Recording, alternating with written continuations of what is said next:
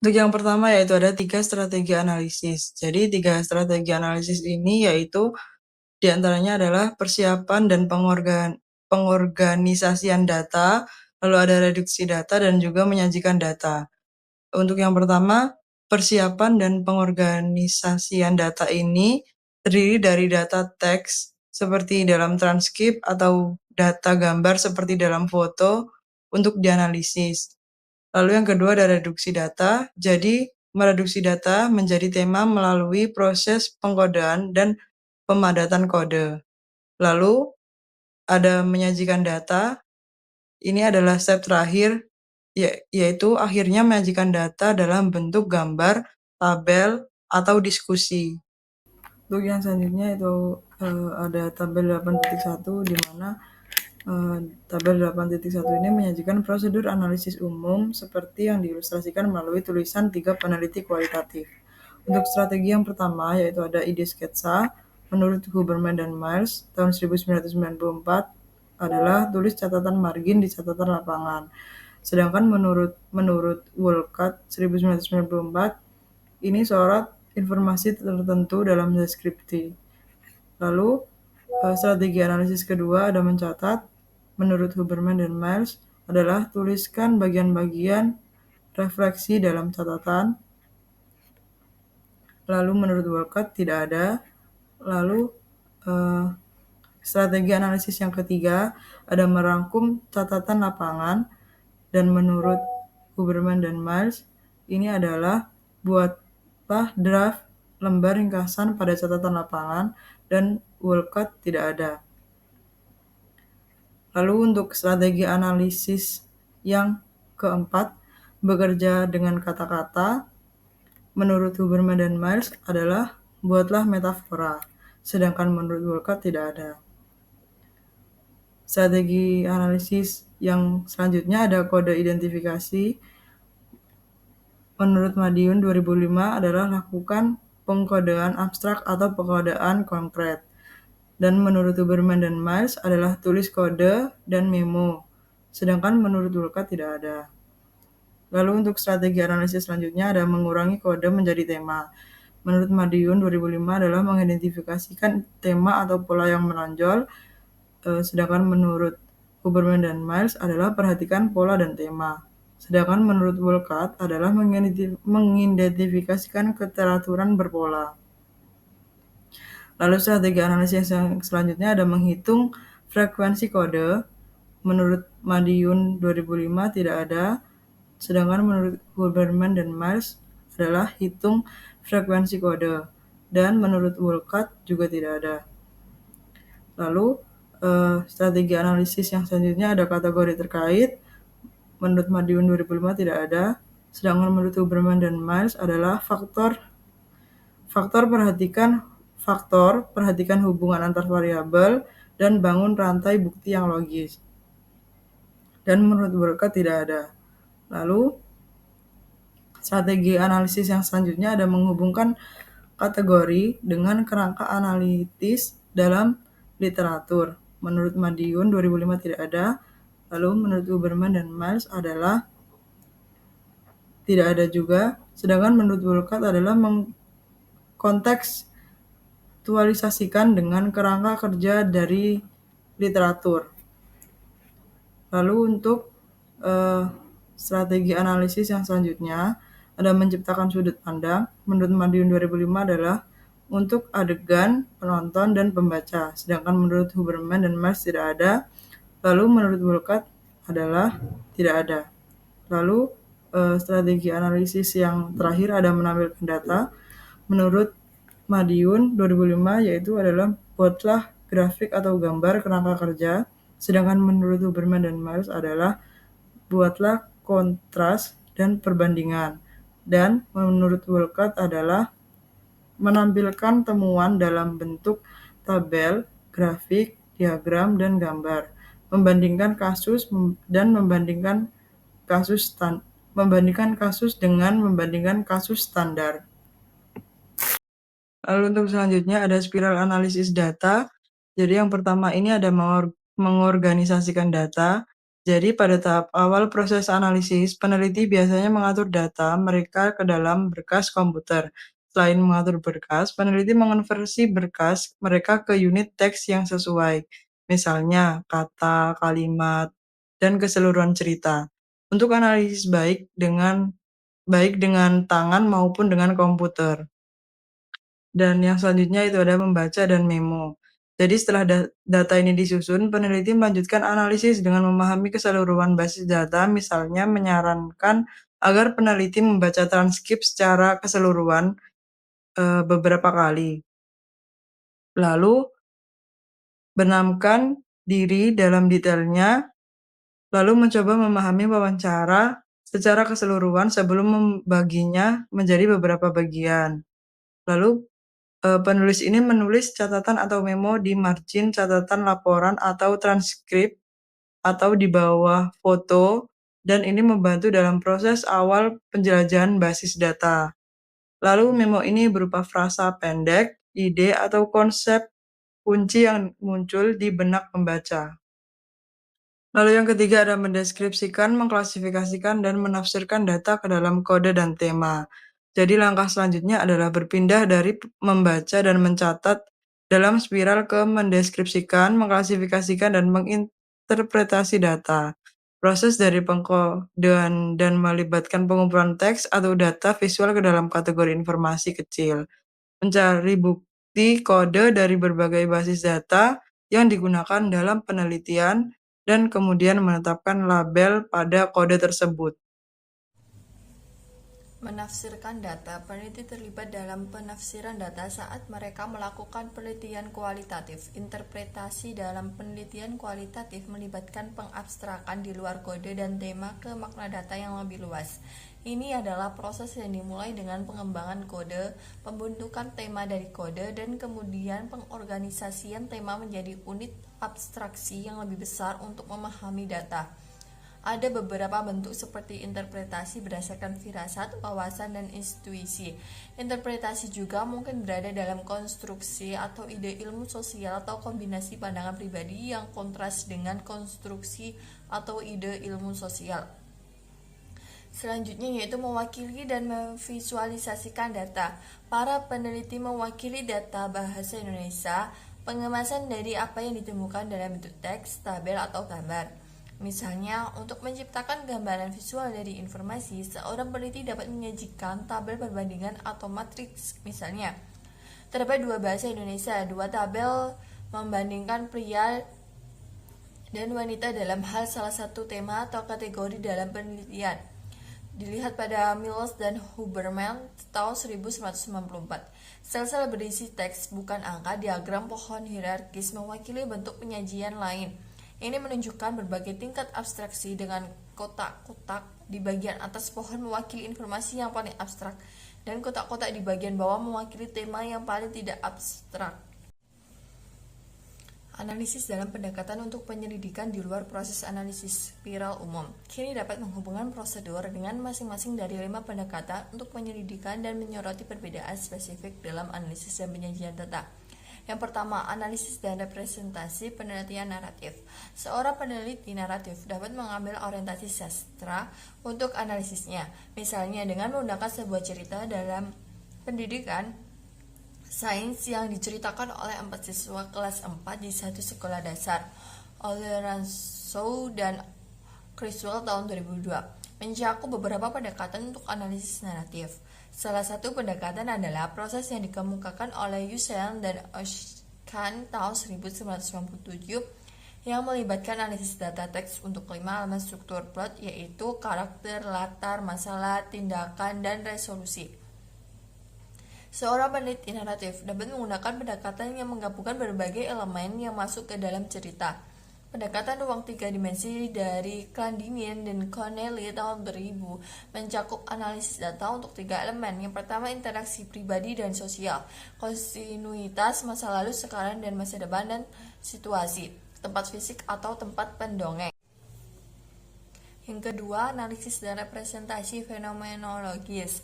Pendekatan versi sederhana dari metode yang dibahas oleh Mostakis tahun 1994 adalah sebagai berikut. Yang pertama, Jelaskan pengalaman pribadi dengan fenomena yang diteliti. Peneliti memulai dengan deskripsi lengkap tentang pengalamannya sendiri terhadap fenomena tersebut. Yang kedua, kembangkan daftar pernyataan penting. Peneliti kemudian menemukan pernyataan dalam wawancara atau sumber data lain tentang bagaimana individu mengalami topik tersebut. Membuat daftar pernyataan penting ini horizontal data dan memperlakukan setiap pernyataan sebagai pernyataan yang memiliki nilai yang sama, dan berupaya mengembangkan daftar pernyataan yang tidak berulang dan tidak tumpang tindih. Yang ketiga, ambil pernyataan-pernyataan yang signifikan dan kemudian kelompokkan ke dalam unit-unit informasi yang lebih besar yang disebut unit makna atau tema.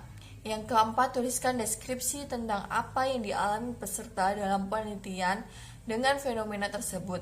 Ini disebut deskripsi tekstural dari pengalaman apa yang terjadi dan menyertakan contoh kata demi kata. Yang kelima, berikutnya tuliskan deskripsi tentang bagaimana pengalaman itu terjadi. Ini disebut deskripsi struktural dan benarnya merefleksikan latar dan konteks di mana fenomena itu dialami. Selanjutnya adalah analisis dan representasi grounded theory. Mirip dengan fenomenologi, grounded theory menggunakan prosedur terperinci untuk analisis. Grounded theory terdiri dari 3 fase, pengkodean terbuka, aksial, dan selektif. Grounded theory menyediakan prosedur untuk mengembangkan kategori informasi, yakni pengkodean terbuka, penghubungan kategori-kategori, yakni pengkodean aksial, dan membangun cerita yang menghubungkan kategori-kategori, yakni pengkodean selektif, dan diakhiri dengan serangkaian proposi teoritis. Selanjutnya adalah analisis dan representasi etnografi. Untuk penelitian etnografi, saya merekomendasikan 3 aspek analisis data yang dikemukakan oleh Walcott. Deskripsi, analisis, dan interpretasi kelompok, berbagi budaya, percaya bahwa titik awal yang baik untuk menulis etnografi adalah dengan mendeskripsikan kelompok dan lingkungan berbagi budaya. Dalam perspektif interpretatif, peneliti mungkin hanya menyajikan satu set fakta. Fakta dan interpretasi lain menunggu pembacaan etnografi oleh partisipan dan orang lain. Namun, deskripsi ini dapat dianalisis dengan menyajikan informasi dalam urutan kronologis. Selanjutnya adalah analisis dan representasi studi kasus. Untuk studi kasus, seperti dalam etnografi, analisis terdiri dari membuat deskripsi terperinci tentang kasus dan latarnya. Jika kasus tersebut menyajikan kronologi kejadian, saya sarankan untuk menganalisis berbagai sumber data guna menentukan bukti untuk setiap langkah atau fase dalam evolusi kasus. Selain itu, latarnya sangat penting. Dalam kasus menembak, kami menganalisis informasi untuk menentukan bagaimana insiden tersebut sesuai dengan latarnya. Dalam situasi kami, sebuah komunitas Midwest yang tenang dan damai. Nah, dari 5 pendekatan tadi, mari kita bandingkan. Analisis dan representasi data dalam 5 pendekatan memiliki beberapa fitur umum dan khas. Di kelima pendekatan tersebut, peneliti biasanya memulai dengan membuat dan mengatur berkas informasi.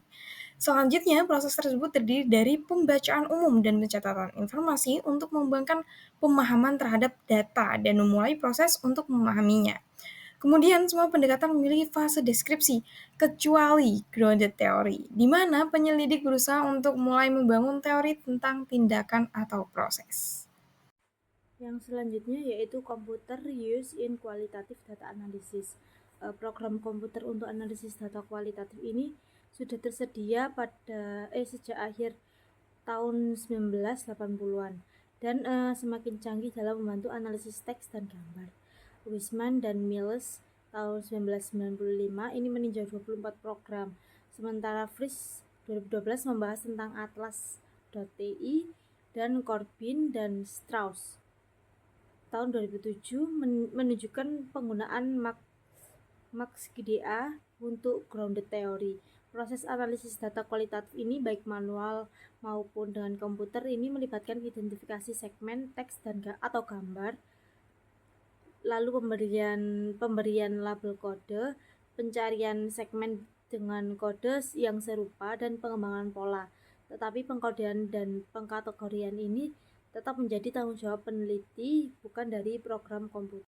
Untuk keuntungan dan kerugiannya sendiri, yaitu keuntungannya yang pertama, penyimpanan terorganisasi. Ini memudahkan peneliti menyimpan, mengakses, dan mengorganisasi data, terutama untuk database besar. Lalu keuntungan yang kedua yaitu mempermudah pencarian kata, frasa, atau tema tanpa sistem manual seperti cut and paste atau kode warna. Lalu keuntungan yang ketiga mendorong analisis data secara detail, bahkan baris per baris. Keuntungan selanjutnya yaitu membantu memvisualisasikan hubungan antar kode dan tema melalui model visual. Untuk keuntungan selanjutnya yaitu memudahkan pengambilan memo terkait dengan kode, tema, dan dokumen. Untuk kekurangannya yaitu memerlukan waktu dan usaha untuk mempelajari program, terutama bagi yang kurang terbiasa dengan teknologi. Lalu beberapa peneliti ini merasa program menciptakan jarak antara mereka dan data. Lalu pengubahan kategori atau data ini bisa terasa kurang nyaman atau lambat. Lalu instruksi program kadang itu kurang memadai untuk mendukung penerapan pada penelitian kualitatif. Lalu kerugian selanjutnya yaitu tidak semua program ini memiliki fitur yang sesuai dengan kebutuhan, sehingga perlu pemilihan yang cermat. Selanjutnya yaitu contoh program komputer. Yang pertama ada MaxQDA. Ini fungsinya untuk evaluasi sistem teks, pengembangan teori, dan pengujian kesimpulan teoritis. Untuk fiturnya ini sistem kode hierarkis, penilaian relevansi teks, penulisan memo, pemetaan visual, dan integrasi dengan Excel atau SPSS. Untuk kelebihannya yaitu mendukung banyak pengguna dan dapat menganalisis gambar dan video. Lalu yang kedua yaitu Atlas.ti. Ini fungsinya untuk organisasi dan analisis data teks, grafik, audio, dan video. Untuk fiturnya drag and drop kode, pencarian cepat, pemetaan konsep visual, dan ekspor ke SPSS, HTML, XML, CSV. Untuk kelebihannya yaitu mendukung kolaborasi tim dan perbandingan kode antar peneliti. Untuk yang ketiga yaitu NVivo. Ini fungsinya pengelolaan dan analisis data kualitatif. Untuk fiturnya antarmuka sederhana, keamanan data, dukungan multibahasa, fungsi merger untuk penelitian tim, dan visualisasi kode atau kategori. Untuk kelebihannya yaitu mudah digunakan dengan fitur analisis yang kuat. Untuk yang terakhir yaitu Hyper Research. Ini fungsinya untuk analisis data kualitatif, teori pembangunan, dan multimedia. Untuk fiturnya analisis teks, grafik, audio, dan video, pengujian hipotesis, pemetaan visual. Untuk kelebihannya yaitu modul tambahan Hyper Transcriber untuk transkripsi data audio atau. Selanjutnya yaitu penggunaan program perangkat lunak komputer dengan 5 pendekatan. Yang pertama yaitu program komputer ini menyimpan data kualitatif dalam file dokumen seperti transkrip, catatan observasi, artikel yang bisa dikelola atau dapat dikelola dengan lebih mudah. Yang kedua yaitu peneliti dapat memberi label kode pada segmen teks atau gambar sesuai dengan tema dan mencari segmen yang relevan dengan kode tersebut menggunakan fungsi pencarian. Yang ketiga yaitu program ini memungkinkan pencarian segmen teks berdasarkan kombinasi 2 atau lebih kode. Misalnya keluarga 2 orang tua dengan perempuan. Lalu yang selanjutnya data dapat dianalisis untuk membandingkan tanggapan yang berdasarkan berbagai label kode seperti perbedaan pendapat antar laki-laki dan perempuan. Lalu program mendukung pengorganisasian secara hierarkis mulai dari kode individual hingga tema yang lebih besar seperti konsep parent dan child di NVivo. Selanjutnya yaitu program memiliki fitur pemetaan konsep untuk membuat diagram visual hubungan antar kode dan tema. Lalu peneliti dapat menulis memo untuk mencatat wawasan selama analisis data dan menyimpannya sebagai bagian dari kode. Yang terakhir yaitu program ini memungkinkan pembuatan daftar kode preset yang dapat disesuaikan dengan pendekatan penelitian seperti naratif, fenomenologi, grounded teori, etnografi, dan studi kasus. Setiap pendekatan ini memiliki struktur kode yang berbeda. Ini mencakup elemen-elemen analisis khas seperti yang pertama penelitian naratif ini kronologi, plot, model 3 dimensi, dan tema. Sedangkan fenomenologi pernyataan signifikan, unit makna, deskripsi tekstual atau struktural, dan esensi fenomena. Lalu grounded theory ini open coding, axial coding, selective coding, dan visualisasi teori. Kalau etnografi yaitu deskripsi budaya, analisis tema, dan potret budaya kelompok. Sedangkan studi kasus, analisis dalam kasus, lintas kasus, tema, dan generalisasi. Yang terakhir yaitu cara memilih di antara program komputer. Memilih program pengetahuan kualitatif yang tepat ini memerlukan pertimbangan berbagai kriteria, karena sebagian besar program ini menawarkan fitur-fitur serupa dengan variasi yang tertentu. Untuk membantu keputusan, tersedia versi demo di situs web dan pengalaman peneliti lain untuk menjadi referensi. Dalam Creswell dan Mayeta 2002, 8 kriteria ini disusun untuk menilai program, meliputi kemudahan penggunaan, jenis data yang didukung, kemampuan membaca dan meninjau teks, fungsi penulisan memo, proses kategorisasi, fitur analisis seperti pemetaan konsep, dukungan untuk kuantitatif, serta kemampuan bekerja dengan tim dan basis data gabungan. Kriteria ini membantu peneliti memilih program yang sesuai dengan kebutuhan mereka.